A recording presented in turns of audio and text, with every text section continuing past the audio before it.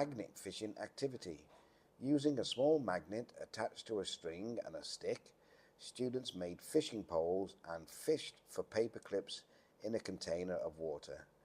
This hands-on activity helped them understand magnetism while practicing fine motor skills and problem solving.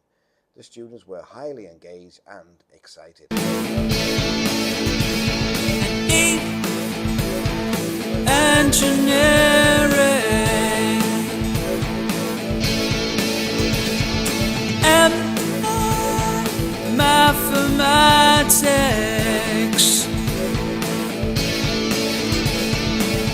STEM, STEM, STEM,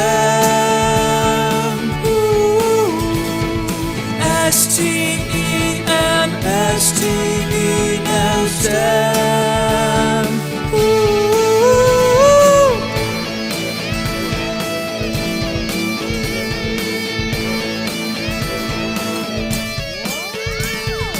S, science,